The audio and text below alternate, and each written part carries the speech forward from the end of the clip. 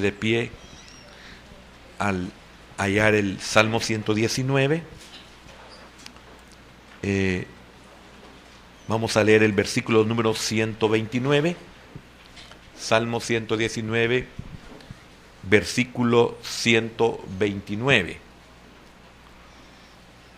Dice así la palabra de nuestro Dios: maravillosos son tus testimonios, por tanto los ha guardado mi alma. Lo voy a repetir. Maravillosos son tus testimonios, por tanto los ha guardado mi alma. Padre, queremos orar no como una oración común, corriente, no como una muletilla, no como un decir, no como del diente al labio, sino de todo corazón, Señor.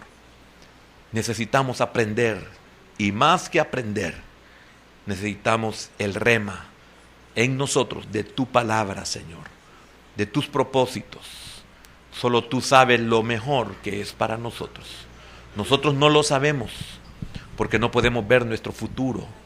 Tú sí, y también estás muy consciente de nuestro pasado, de nuestras debilidades, de nuestros yerros, y nuestros yerros siempre están delante de ti, Señor, y es por eso que tú tienes misericordia de nosotros. Haznos entender esta verdad. Bendice a nuestros hermanos que están conectados con nosotros, bendice nuestras familias y nuestros hermanos que están fuera del país. Los bendecimos a cada uno de ellos.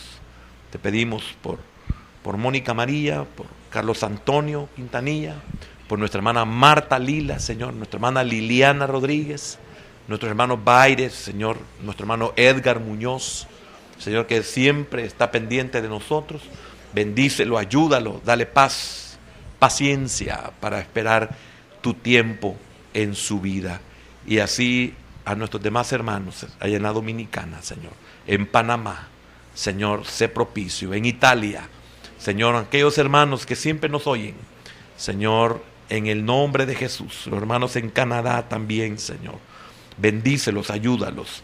Señor, tú sabes que pedimos por nuestros hermanos y familias que están fuera del país, que los conocemos y que están pendientes siempre de este ministerio.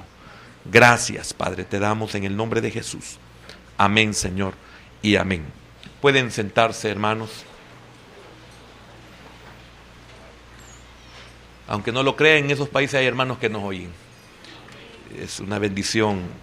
Por eso tenemos esto por internet. No existe otra razón. Así es que Dios bendiga a nuestros hermanos que están fuera del país. El tema para esta noche es el secreto de la verdadera motivación. El secreto de la verdadera motivación. Siempre trato la manera de estar haciendo recordar el tema y los puntos en los cuales nosotros hemos avanzado. Y el martes pasado tuvimos nosotros la introducción, y tal vez solo voy a tocar algo breve de lo que es la introducción. El tema: cómo el hombre común llega a ser poco común. Cómo el hombre común llega a ser poco común. Ya entendimos lo que es el hombre común. ¿Y cómo dejamos de ser común? ¿O cómo dejamos de ser comunes? Entonces, es algo muy, muy importante entender, conocer esta verdad y anhelarla. Luchar por dejar de ser común. En su perfección nunca lo vamos a lograr en cuanto a dejar de ser común.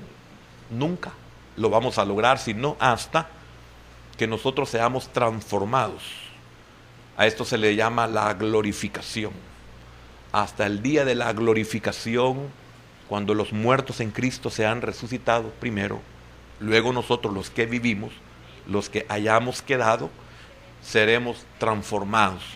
Dice el apóstol Pablo en su primera carta a los Tesalonicenses, capítulo 4, versículo 13 en adelante, y también 1 Corintios, capítulo 15, versículo 51 en adelante, donde él habla de ese evento del futuro, un evento escatológico, un evento que hace que se cumplan promesas de Dios que para muchos es absurdo, para muchos es ciencia ficción, para otros literalmente es una falsedad, para nosotros es nuestra esperanza.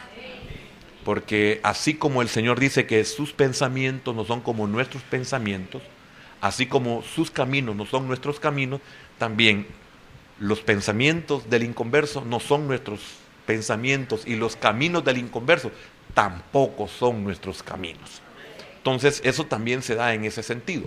Entonces es bien importante que entendamos esta verdad. Sin embargo, no significa que el hecho de que no alcanzaremos esa perfección, esa perfecta o esa completa, mejor dicho, esa perfección completa, no significa que nosotros vamos a dejar de tener interés o dejar de luchar por tener esa perfección, a lo cual se le llama santidad. No santidad por ser más puros, sino que ya fuimos purificados. Pero esa purificación, esa santidad, lo que nos lleva es a ser más que vencedores o tener la capacidad para podernos enfrentar a todos los retos que la vida presenta. Entonces es muy importante tener esa verdad. Definitivamente que entre más pureza hay en mí, más poder de Dios hay en mí. Pero no es una santidad para poder ser salvo, sino una santidad para poder tener una vida ganadora, una vida vencedora. Y para la iglesia es más que vencedor. Entonces el propósito de Dios en cuanto a la santificación progresiva, en cuanto a esa santidad que nosotros debemos de buscar, en cuanto a esa entrega que nosotros debemos de tener, es la que nos llevará a poder enfrentarnos como un Abraham ante el rey de Egipto, y si nos vamos al principio, como un Enoc en esa corrupción que existía, como ese Noé que fue preservado en medio de la tribulación, como ese Gedeón, como ese Josué, que Dios le dio muchas victorias, fue el que repartió la tierra que Dios les había prometido, como ese Moisés que pudo vencer a un ejército sin tener una tan sola espada, abrir el mar rojo sin tener ningún medio para poderlo hacer, sino sencillamente que le creyó a Dios. Y él tenía una entrega, tenía una santificación progresiva en él. Y si usted nota, no dice que él era manso, dice que era el hombre más manso. Usted nota, tenía carácter muy fuerte. Entonces, le aclaro todo esto porque debemos de buscar la santificación, pero de la forma correcta. Nosotros creemos de que porque si entendemos mal esta santificación, es ahí donde entra en conflicto nuestra alma y viene mucha frustración, porque normalmente aprendemos o se nos enseña que esa santificación me hace a mí no ser derrotado, porque creemos de que porque yo me estoy guardando, Dios va a obrar de esa manera. No, no es así. Y es por eso que insistimos tanto en conocer la palabra de Dios. ¿Por qué? Porque esa nos vuelve sabios, sabios a los que somos sencillos. Y es por eso que David, en todo este salmo, si usted ha notado, David ha hecho un énfasis increíble en la palabra de Dios. Inclusive en el versículo que estamos leyendo para esta noche, dice: maravillosos, admirables, maravillosos son tus testimonios. Por tanto, fíjese, otra vez aparece ahí el por tanto, los ha guardado mi alma.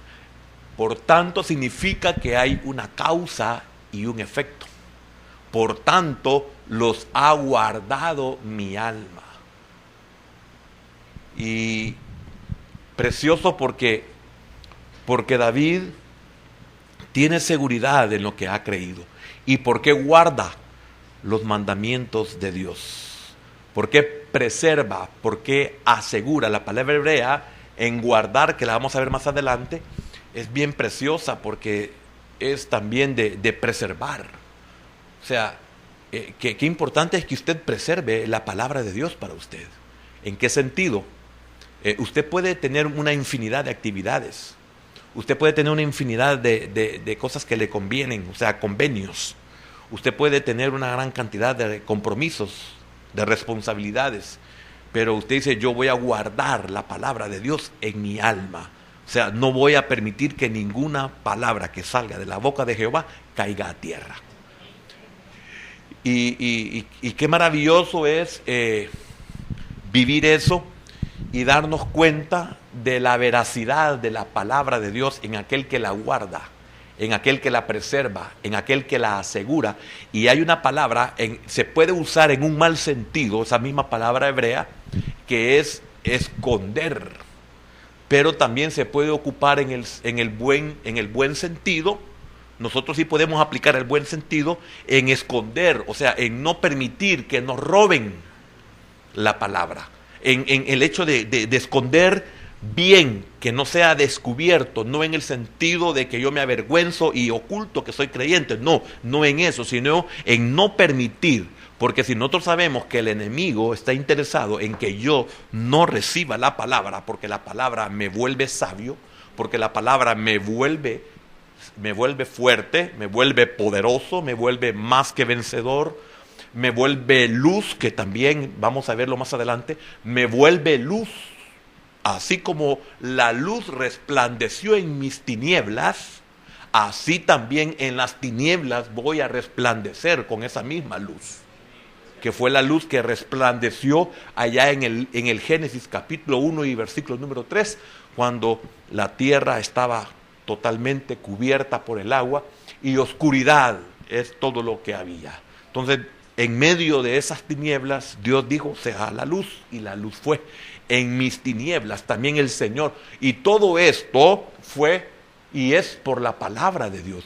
Por eso David dice, maravillosos son, admirables son tus testimonios, por tanto los ha guardado mi alma. En el momento del día malo, esa luz va a resplandecer. En el tiempo de la oscuridad, esa luz va a iluminar. En el tiempo en que los enemigos vengan contra mí, esa luz va a brillar. Y usted sabe que cuando hay luz, las tinieblas desaparecen. Las tinieblas se contraen. Si nosotros apagamos las luces, nos quedamos todos en tinieblas, nos quedamos todos en oscuridad. Pero al conectar la energía que hace que haya luz, entonces las tinieblas desaparecen. Y nosotros, si entendiéramos estas cosas, fuéramos más que vencedores. ¿En qué forma más que vencedores? No en el sentido literal, que no hay quien nos pueda derrotar, sino que aunque fuéramos derrotados, nos levantaríamos, porque esa palabra nos levanta. Porque el justo cae 7 veces, y 7 veces, ¿qué es? Las veces que sean necesarias. El 7 veces es levantado. Las veces que nos derroten, esas veces nos van a levantar. Así como el Señor, cuando Él fue sepultado, Él no podía levantarse, porque Él murió como hombre, no como Dios, porque como Dios no podía morir. Por tanto, Él tenía que confiar únicamente y guardar, como David dice, y guardar en su alma esa palabra de que el Padre lo iba a levantar, y lo iba a levantar de entre los muertos. Él no estaba muerto, Él murió, pero no estaba muerto. No sé si me comprende lo espiritual, ok. Porque de murió por nosotros. Entonces, qué importante es entender esto. ¿Sabe por qué? Porque Eso nos va a sostener en el día malo.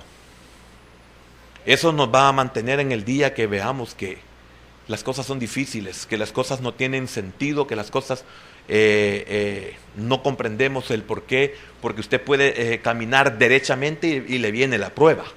Entonces el caminar derechamente, que es la santidad que yo creo que es la que me va a preservar, entonces me viene la frustración, porque yo estoy caminando derecho y me viene la adversidad, y no solo me viene, me derrota la adversidad. Entonces, ¿para qué cuidarme? Entonces, ¿para qué no hacer? Es que eso no me sirve para. Me sirve para que me levante cuando aquella tormenta me derrumbe. Por eso le hablaba el por qué el Señor fue levantado por el Padre de entre los muertos. Él no se levantó. A él lo levantó la palabra que había guardado en su alma. Por eso el apóstol Pablo dice, pero no quiero que ignoréis acerca de los que duermen, para que no os entristezcáis como los otros que no han guardado los testimonios de Dios en su alma. Para aquellos que no han guardado la palabra de Dios en sus vidas, que es, hermano, es la esperanza que nosotros tenemos, y la tenemos únicamente por fe. Mire qué difícil es la salvación. Nosotros la vemos muy fácil, es difícil porque es por fe la salvación. ¿Y qué es fe? Usted sabe lo que la definición que da la Escritura en Hebreos 1:1, en 11:1, en cuanto a lo que es la fe. Entonces, ¿no es fácil la salvación? Claro que no. Se necesita fe porque es imposible agradar a Dios sin fe. Entonces la salvación es difícil. Para nosotros que tenemos fe es fácil. Pero ¿cuánto tiempo pasamos sin tener fe? ¿Toda nuestra vida? Amén, hermanos. Espero que me dé a entender. Hay cosas que pienso, Señor, no sé por qué quieres que hable de cosas. Estaban con el asunto del hombre común que llega a ser poco común. Fíjese que esto es muy lindo y muy importante saberlo, porque nosotros al tener este conocimiento, al tener esta verdad, al tener este rema, porque se puede tener el conocimiento, se puede tener la verdad y no tener el rema, en el hecho que yo sé que Dios puede levantar aún de las cenizas, que Dios puede ocupar a lo más vil, a lo más menospreciado, a lo más débil. Podemos tener el conocimiento, pero no lo hacemos. Y cometemos el error de hacer acepción de personas. Entonces, qué maravilloso es saber que el Señor a lo que es común lo quiere volver poco común. Y ya entendimos por qué poco común, porque hasta que llegue la glorificación dejaremos de ser comunes. Mientras no, la muerte nos llegará, no importa el nivel, a menos que fuéramos como Enoc. Pero su nombre significa consagrado. Y yo quiero decirle algo, yo no soy consagrado.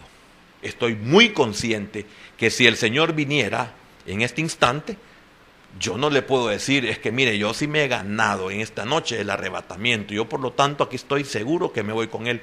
Yo estaría ahí clamando si supiera que el Señor viene esta noche, que no me pase de largo. Y cuando usted le dice, no me pases de largo, ¿qué le está diciendo? Y cuando el publicano, que es la figura, le estaba diciendo, Señor, sé propicio a mí que soy pecador, y si Pedro, que había andado tanto tiempo con el Señor, cayó de rodillas y le dice, Señor, apártate de mí porque soy hombre pecador. Yo no sé si alguno de nosotros podrá decir al Señor, ya estoy listo. Yo estoy listo en la fe. Yo estoy listo porque creo su palabra. Yo estoy listo porque sé que es una verdad. Y la verdad en que yo no me he ganado la salvación, sino que me la han dado gratuitamente. Ahí sí yo creo que usted no me ganaría. Pero en lo otro, yo le diría al Señor, Señor, sé propicio. Amén. Siempre volviendo a al del hombre poco común, estaba recordando el caso en lo humano, veámoslo, la naturaleza de Saúl, por ejemplo. Si usted trata la manera de analizar las características que da el primer libro de Samuel en el capítulo número 9 y en el versículo 2, si no me equivoco, es donde dice de que él sobresalía en todo Israel. Todo lo llegaban, el más alto le llegaba hasta el hombro, no sé si me lo pusieron o no, le llegaba hasta el hombro. Él no era, con esto la palabra está diciendo, en lo humano él no era común. Él tenía características y tenía el talante de un buen líder, y con su presencia él podía ser seguido, porque eso es lo que expresa la Escritura de el porte que él tenía. Entonces alguien se preguntará, entonces, pero si encontramos en nuestras versiones que fue Dios quien lo hizo, que lo volvió rey, la respuesta es no. Eso es lo que el pueblo quería. Fíjese qué importante esto. Usted puede decir, yo no lo elegí, pero en el corazón suyo usted lo quería un rey así. Entonces Dios le está dando lo que usted deseaba, aunque usted diga, yo no lo pedí. Pero ellos literalmente habían pedido rey y querían un rey como todas las naciones. Entonces, ¿cuántas mujeres querrán hombres como tienen la mayoría de las mujeres, que ellas quisieran tener un hombre así? Entonces Dios se los concede. Igualmente en el caso del hombre. ¿Cuántas cosas nosotros deseamos y nos vienen? ¿Por qué? Porque hay un poder en el alma nuestra cuando nosotros deseamos. Entonces, qué tremendo, porque vemos el porte, y no hablo de la estatura, vemos el porte de Saúl, y él era un líder por naturaleza. Sin embargo, no era él el que Dios quería para que fuese rey sobre todo Israel, su pueblo. Entonces no es lo que usted pueda desear, no es lo que yo quiera, desee. Yo tengo que descansar en que el Señor va a darme lo que yo necesito, no lo que yo quiera. Y esas son las cosas que nosotros como padres no podemos comprender. Y es triste que a nivel ministerial, o sea, a nivel pastoral, al nivel ministerio, y hablo del ministro, a nivel ministerio nosotros le concedamos al pueblo lo que quiere oír o lo que quiere ser. Porque ¿cuántos tendrán como ministerio? ¿Cuántos tendrán como pastores? ¿Cuántos tendrán como padres? Saúles. ¿Y Saúl de qué es figura? De la carne. David del espíritu, que era el rey que lo vino a sustituir. Entonces, ¿por qué le hago todas estas aclaraciones? Para que usted hoy comprenda que a los ojos del pueblo, David era un hombre común y no llegaba ni siquiera a hombre en cuanto a edad. Ni siquiera se había desarrollado como un hombre, porque era muy joven. Y no me gusta decirle edad porque algunos ponen 16 años, otros ponen 9, 10, que posiblemente sea, a eso me refiero. No importa, era un joven. Entonces, David no era más que una persona común, porque aún cuando el profeta Samuel llega a la casa de su padre, llega a la casa de David, y él comienza a ver que empiezan a desfilar todos los hijos de Isaí, y el profeta en el primero que vio dijo, este es. Entonces ve, el que era común no estaba ahí. Era tan común que ellos estaban con el profeta, con la persona más importante del reino, después del rey, y el común no estaba. Ahora, la diferencia es, ¿qué fue lo que Dios vio en aquel común? En aquel hombre común lo que Dios vio, amor por su palabra, amor por la voluntad de Él, amor por obedecer. Y usted sabe que David, con todos sus defectos, él fue obediente a Dios. Porque él dijo, este hombre hará todo lo que yo quiera. Entonces, él vio una gran obediencia en aquel común. Entonces, eso es lo que Dios ve en el hombre común. Y dejarás de ser común, serás poco común. Y es por eso que David, hasta el día de hoy, se menciona como el dulce cantor de Israel, como el ungido de Jehová, como el rey de toda la tierra, figura de Cristo, que aún en los tiempos del Señor Jesús, al Señor Jesús le dijeron, hijo de David, ten misericordia de mí. A el común Dios lo hizo poco común.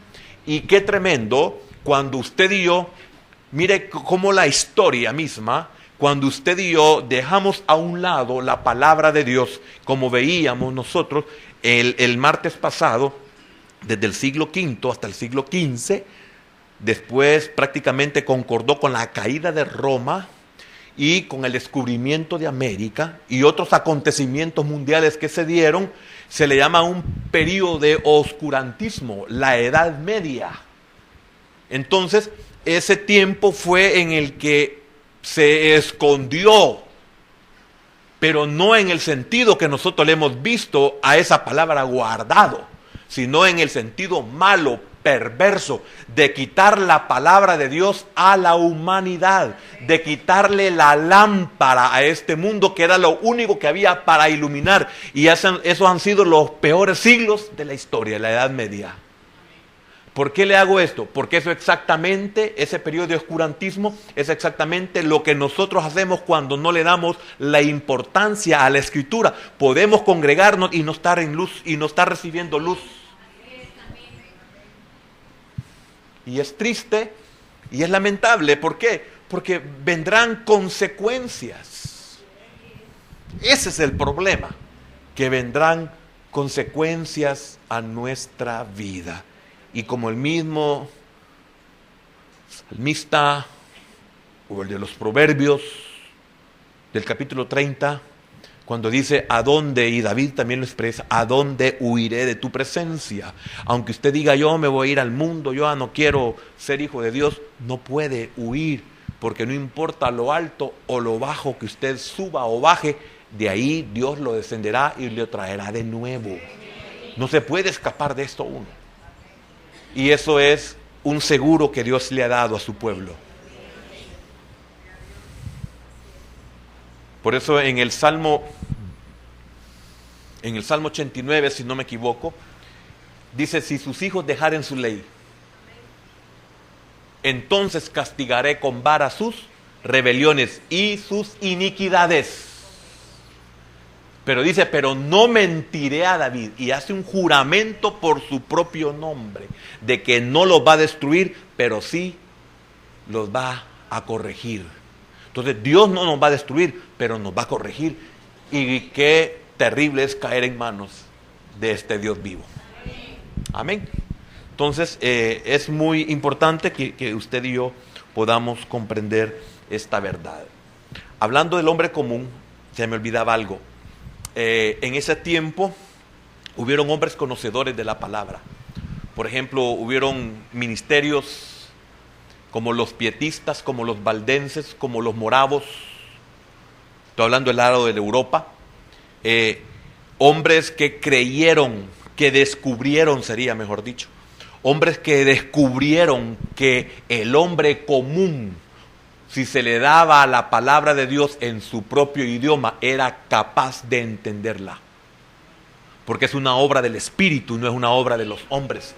Y también llegaron a comprender que estos hombres comunes, si había un maestro, este maestro iba a enseñarles y ellos comprenderían las verdades del reino de Dios. Entonces, estos hombres creyeron y enviaron, por ejemplo, los moravos enviaron a Groenlandia misioneros que eran sepultureros, eran carpinteros, eran personas obreras, pero los enviaron. Y los enviaron solamente, como les dije, no sé si se lo mencioné el martes pasado, los enviaron solamente con pasaje de ida. Era para que ellos se quedaran ahí y eran obreros para que trabajaran de lo que ellos conocían y sabían y de eso vivieran, pero enseñarían la palabra porque habían sido enviados como misioneros, sepultureros, carpinteros, de todo lo que puede ser alguien que tenga mano de obra. Y mire qué tremendo cómo nos vino a nosotros el Evangelio con hombres comunes que dejaron de ser poco comunes, porque se volvieron Pedros, que cuando los oían los fariseos, los maestros de Israel, se quedaban admirados de cómo un hombre sin letras, como un hombre del vulgo, podía hablar de esa manera. Entonces nosotros no hagamos acepción de personas. Y otra cosa, y aunque hicieran acepción de personas con nosotros, nosotros debemos de saber que Dios no hace acepción de personas, que aunque nosotros no nos tomen en cuenta, que sepamos que Dios sí nos puede tomar en cuenta, porque muchas veces la ignorancia de estos testimonios, la ignorancia de esta palabra nos hace que nosotros mismos nos marginemos. Y a mí qué me importa que el hombre no me tome en cuenta, si Dios me toma en cuenta. Y que a mí qué me importa que el hombre haga acepción de personas, si Dios no hace acepción de personas. Y a mí qué me importa que el que se considere letrado no me tome a mí porque soy una persona analfabeta. Si Dios me toma en cuenta aunque yo sea analfabeta. Y entre más analfabeta soy, más me puede usar Dios. Si Él quiere. Porque al hombre común lo vuelve poco común.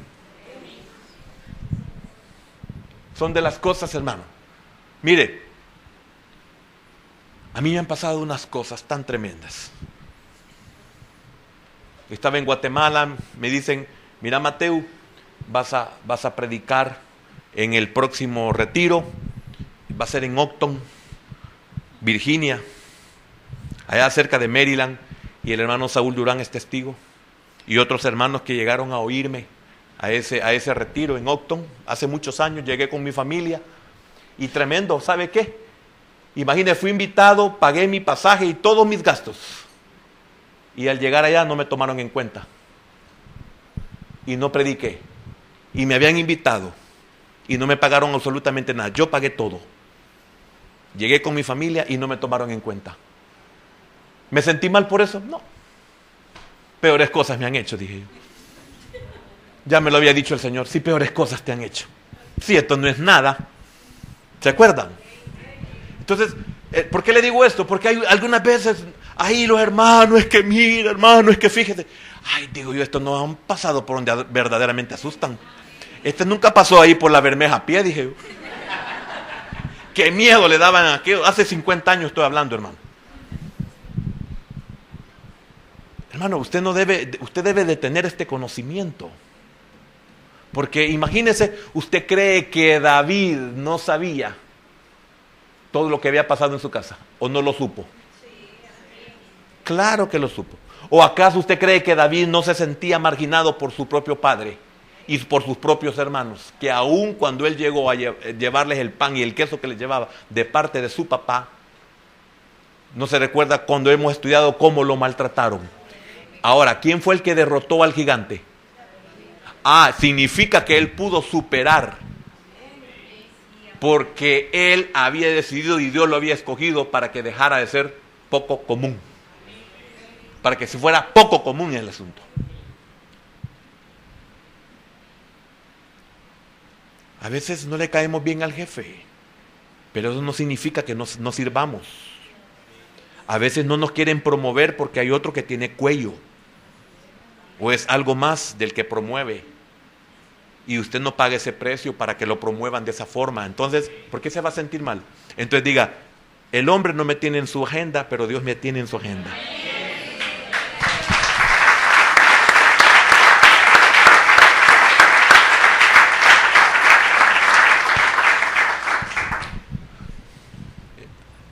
Dejamos ahí la introducción. Vamos a ver el primer punto, que es principios de la vida práctica. Principios de la vida práctica, y el primero de ellos son tres, les mencioné el martes pasado. El primero es el secreto de la verdadera motivación, y es el versículo número 129 que tenemos ahí en pantalla. Maravillosos son tus testimonios, por tanto los ha guardado mi alma. Entonces, la maravillosa palabra de Dios ha sido el empuje de cada versículo en este salmo. tal como su palabra es maravillosa, también su nombre es maravilloso. Se lo dije hace un momento. Exactamente como lo dice el profeta Isaías en su libro, en el capítulo número 9 y versículo número 6, donde dice que su nombre es admirable. Entonces, si usted lo relaciona con que en el principio era el verbo, Juan 1:1, y el verbo era con Dios, y el verbo era Dios, significa que si su palabra es admirable, también que si su nombre es admirable, también su palabra es admirable porque es el mismo. Igual cuando lleguemos al capítulo 14 de Juan, donde vamos a ver que Él y el Padre uno son. Por eso dice el Señor, el que me ha visto a mí, ha visto al Padre, y el que ha visto al Padre, me ha visto a mí. Si me conocéis a mí, conocéis a mi Padre. Si conocéis a mi Padre, me conocéis a mí. Por eso nosotros, como ya conocíamos al Padre, conocimos al Señor, lo reconocimos y lo aceptamos porque fuimos enseñados por el Padre. No es trabalengua, es una verdad. ¿Se entendió lo que dije? Lo que pasa es que desconocemos la Escritura y no comprendemos, por falta de conocimiento, no comprendemos el bloqueo que nosotros tenemos en nuestra memoria. Por ejemplo, algo bien hace poquito, hace unos cuantos años, hay unos 16, 17 años, yo estaba en el vientre de mi madre y no me acuerdo cómo estaba ahí. ¿Usted se acuerda cuando estaba en el vientre de su madre? No, tiene nomás efectos, pero no tiene recuerdos. Porque hay traumas que nosotros tenemos desde el vientre de nuestras madres.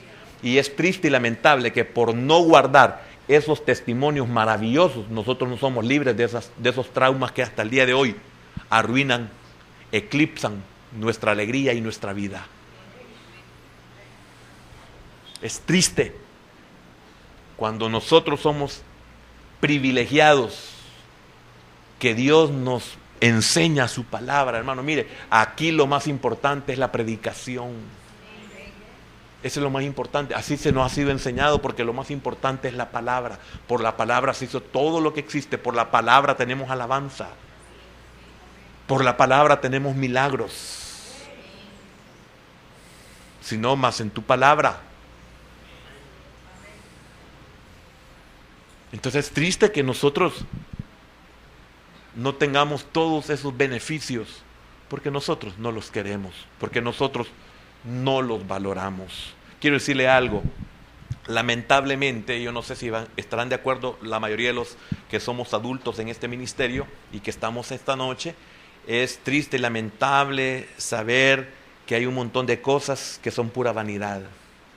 Hasta hoy que estamos viejos nos damos cuenta que no vale la pena un montón de cosas. Por eso las personas adultas se caracterizan por ser personas quietas, que son personas de poco hablar y de poco hacer en cuanto a lo que no se debe de hacer. Por ejemplo, yo me costaba entender cómo la persona adulta no le gusta salir mucho. Evita, ¿por qué? Porque, hermano, que a todo lo que uno se expone cuando uno sale, especialmente en días festivos. Entonces uno dice, no, mire que vamos, no, yo aquí quiero estar tranquilo. ¿Por qué? Porque uno ya sabe a todo lo que se enfrenta. Entonces uno dice, no, ya no estoy joven. O sea, eso, ¿qué significa eso? Es que ya entendí. Hoy sí lo comprendió. Es que, oiga, ya lo entendí. No, todo es vanidad. Además, mire, usted me está diciendo, mire que una carnita, que unos chorizos, me hace daño. Hermano, imagínese a mi edad tan jovencito, hermano, y ya no puedo comer carne a la noche porque no duermo. Imagine cuando tenga, de aquí que llegue a tener unos 30 años. ¿Verdad, hermano? Que es bien feo eso. El no poder comer, el no poder disfrutar. Imagínese, hermano, jovencitos de 23 años que me llevan a mí como 7 años. Jovencitos de 23 años dicen, no, fíjese que yo si tomo café a las 3 de la tarde ya no duermo. Imaginen, no han llegado ni a los 30, que era supuestamente el inicio de todo lo no, gracias. Otros de 15 años no pueden comer chile porque les da agruras. A los 15 años ya tienen arruinado el sistema digestivo.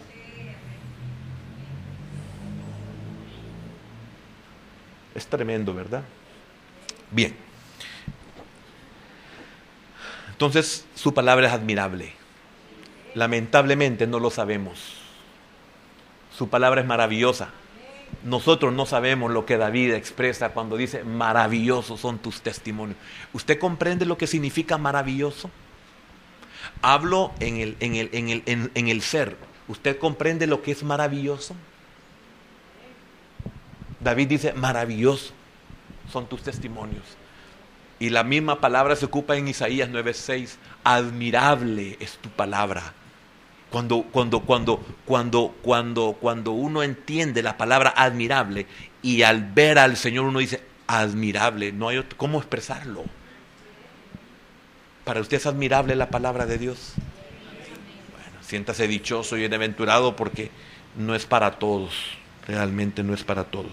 Entonces aquí tenemos una verdad que no debemos de pasar por alto. Este versículo, tenemos una verdad que no debemos de pasar por alto.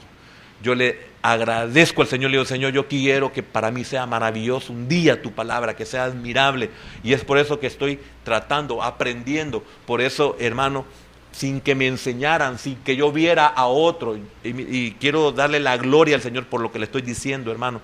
Yo no he tenido un maestro que me dijera, mira, palabra por palabra.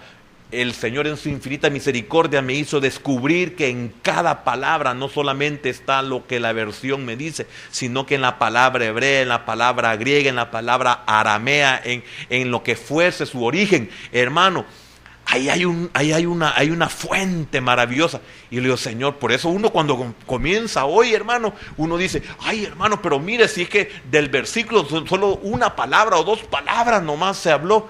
Ve, admirable su palabra. Hace muchos años también descubrí esto, que un versículo es la tapadera de un pozo. ¿Y cuánta agua puede sacar usted de un pozo? Eso yo lo descubrí. Es que la verdad que un versículo es la tapadera de algo increíble que viene desde muy. ¿Y en qué se caracteriza el pozo? El pozo es maravilloso, es admirable, en que usted saca y entre más saca, más limpia. Amén. Entonces, es algo que no debemos de pasar por alto. Fíjese que, por tanto, le decía que este versículo nos presenta una causa y su efecto. Por tanto. La palabra hebrea es pele, así como la oye, tildada la primera E, pele, que significa maravilloso, significa admirable y otras cosas más, pero solo ahí nos vamos a quedar.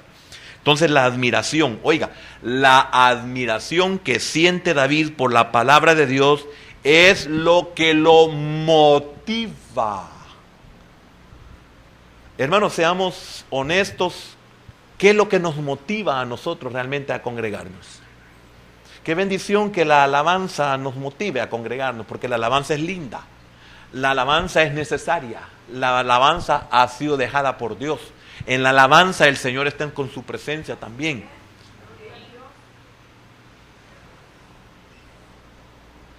Pero ¿cuál es la motivación que usted tiene para poderse congregar? ¿Cuál es la motivación para dejar una invitación? Para dejar una cena, un almuerzo, un paseo, que no es malo que lo haga. Yo no estoy diciendo que eso es malo, no. ¿Qué es lo que lo motiva a usted a decir no? Porque yo estoy entendiendo lo que es, los ha guardado. ¿Qué es lo que lo motiva? Hermano, ¿qué es lo que nos motiva a nosotros cuando vamos a una universidad? ¿Qué es lo que nos motiva a pagar un precio tan alto?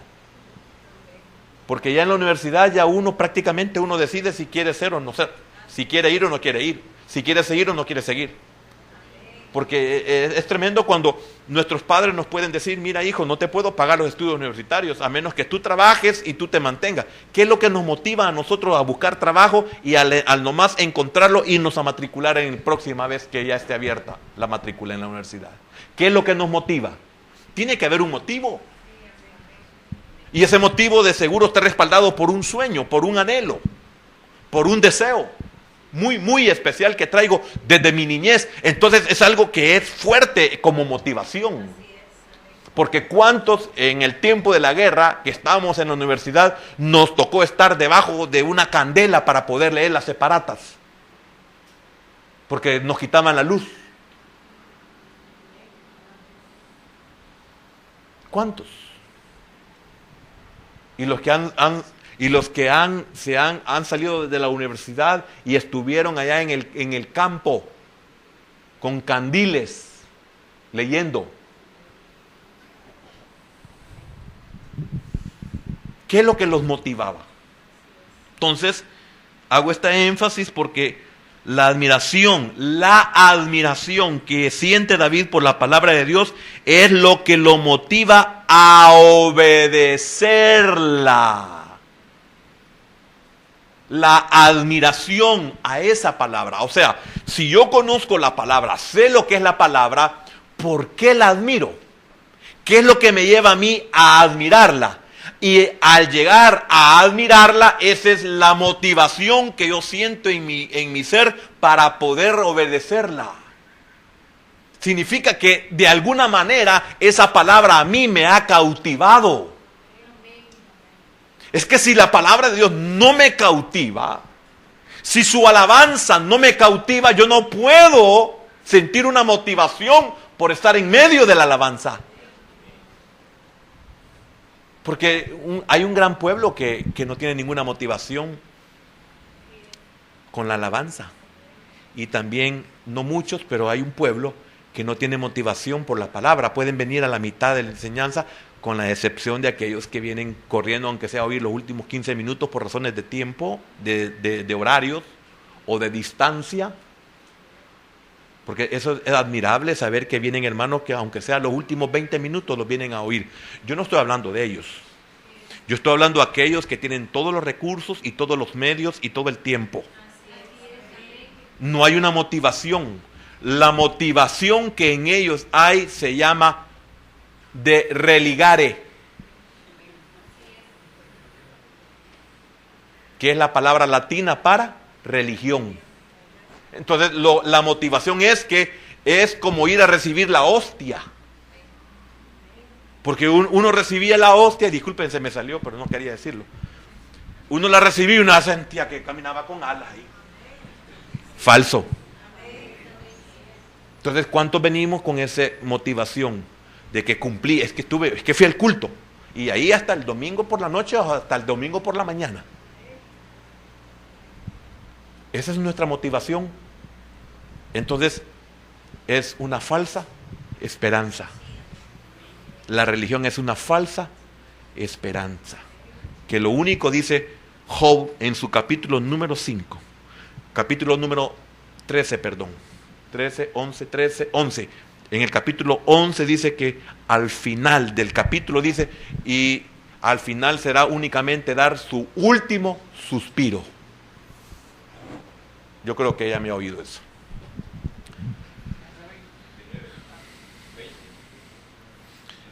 Amén. 11:20, gracias.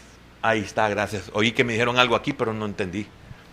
Pero los ojos de los malos se consumirán y no tendrán refugio, y su esperanza será dar su último suspiro. Es triste cuando se da un suspiro. Era mentira lo que estaba esperando. Esa palabra guardado del 129 es la palabra natsar, N-A-T-S-A-R, natsar. Significa proteger, significa mantener. Mire lo importante. Por tanto los ha mantenido mi alma. ¿Cuánto tiempo tiene usted de mantener la palabra? ¿Cuántos somos al igual que Samuel? Que habla el libro de Samuel, en su libro habla Samuel de que ninguna palabra de Jehová caía a tierra. Entonces, proteger, mantener, obedecer, cumplir. Eso significa esa palabra. Entonces, este es el secreto de la verdadera motivación. El secreto. Mira qué importante. Cuando alguien se ve muy bien, ya sea porque se cuida en su apariencia física, en su forma de vestirse bien, en la forma de ver que se le ve muy bonito el pelo, y uno por más apuyulo que se eche no le cambia el pelo. Siempre rebelde, siempre como que soy el león que sale allá en el Madagascar, no sé cómo se llama. Entonces, y viene uno y le dice a la persona así, ¿verdad? Se lo dice en secreto, porque casi no nota que tenemos ese pelo. Entonces, mire, ¿y cuál es el secreto para que usted tenga el pelo así? Mire, ¿y cuál es el secreto para mantenerse? Uy, qué tremenda, cómo se mantiene. Mire, ¿cuál es el secreto? Yo veo que usted se pone ropa de toda forma y le queda siempre bien bonito, y a mí me dicen, no se lo ponga.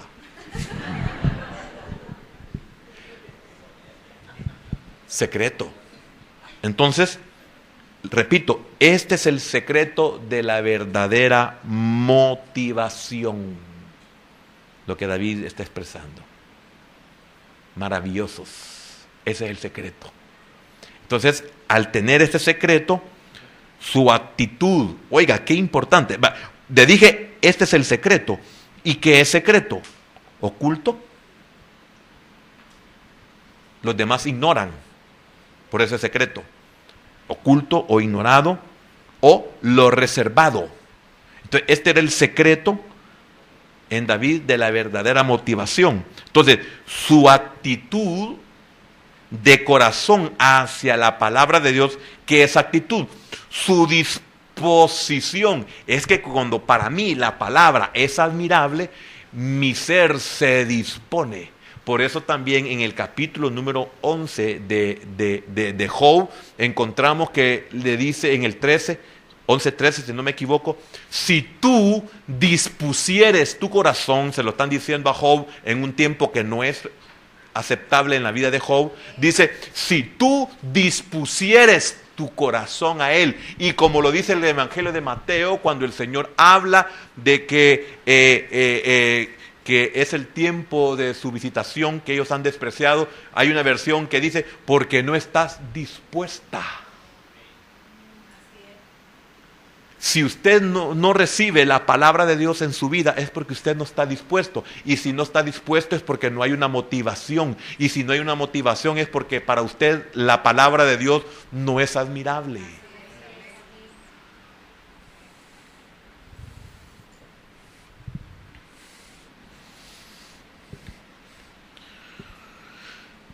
Qué importante, su actitud de corazón hacia la palabra de Dios. Esto determina si usted la obedecerá o no. ¿Lo oyó muy bien, hermano?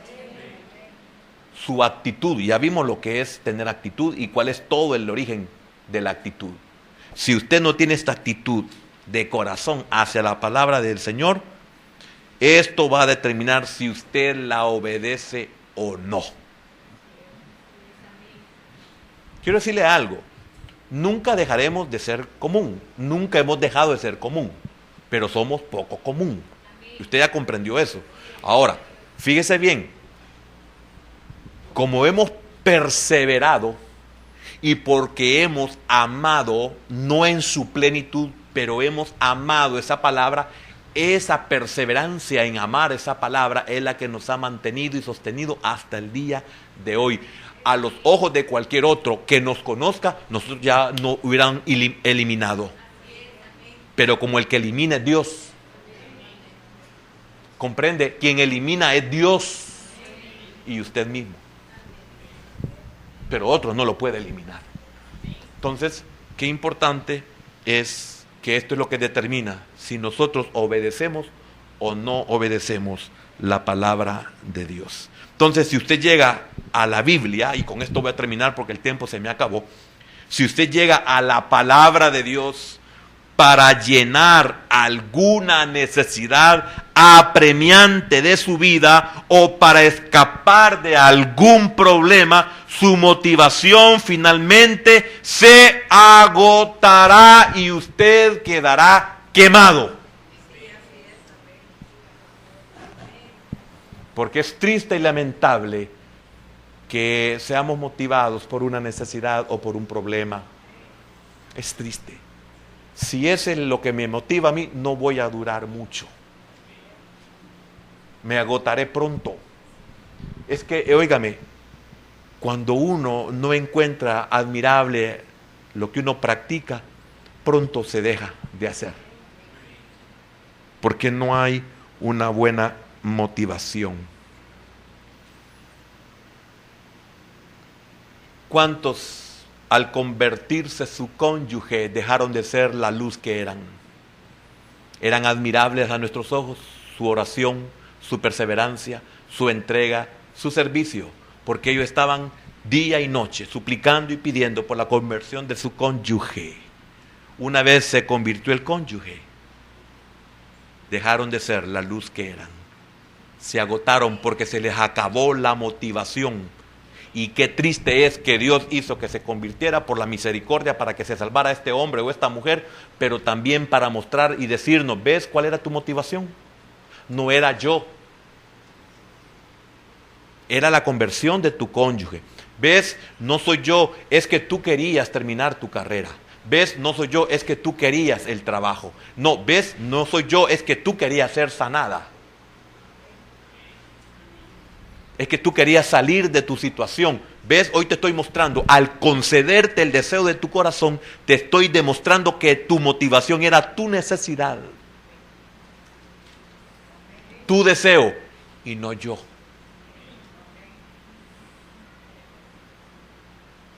Y es por eso que algunos perdemos la motivación. ¿Por qué? Porque ya se nos cumplió lo que queríamos. Voy a llegar hasta ahí.